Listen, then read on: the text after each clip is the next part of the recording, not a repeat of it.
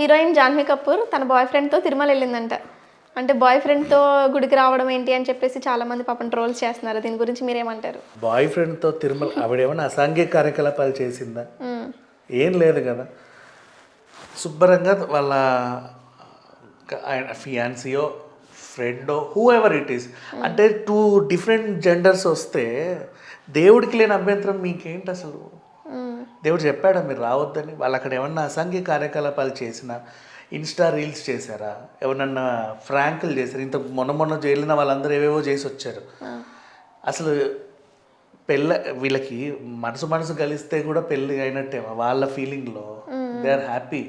అసలు ఆయన నిజంగా బాయ్ ఫ్రెండా కావచ్చు, లేకపోతే ఆయన చుట్టపు మనిషి అయినా కావచ్చు, ఇంకెవడైనా నీకు అనవసరం. తనకు సెలబ్రిటీ కాబట్టి మాట్లాడుకుంటున్నారు.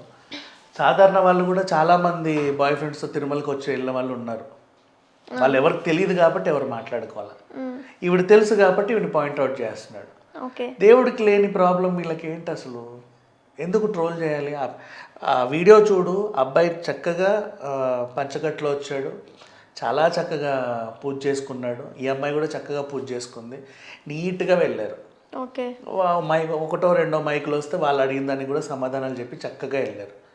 నీట్గా హుండీలో ఎంతో కొంత వేసి వాళ్ళకేదో మొక్కుంది తీర్చుకున్నారు, వెళ్ళారు. ప్రతి దాన్ని ట్రోల్ చేయకూడదు, అంత అవసరం లేదు చెప్పాలంటే.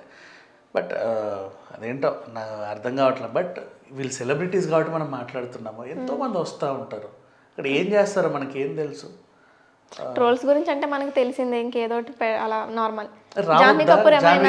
లేదా అసలు తిరుమలకు అదే ఐ మీన్ ఆమె రియాక్ట్ అయిందా ఈ ట్రోల్స్ మీద?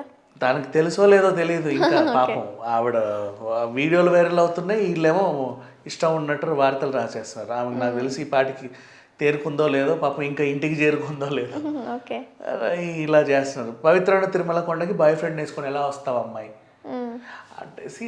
గతంలో అయితే ఒక తప్పు జరిగింది. ఏంటి, మన ఆదిపురుష్ టైంలో ఆ డైరెక్టర్ ఓం రావుత్ హీరోయిన్ని కౌగిలించుకోవడం తప్పైంది. అది తప్పేలే. వీళ్ళు అలా చేస్తే తప్పు, ఏదైనా చేయకూడనివి ఏమీ చేయలే, పద్ధతిగా వచ్చారు. వాళ్ళ పేరెంట్స్ కూడా ఉన్నారు, ఎవరో చుట్టుపక్కల వాళ్ళంతా బాగానే వచ్చారు. దాన్ని ఏం తప్పు పట్టాల్సిన అవసరం లేదు.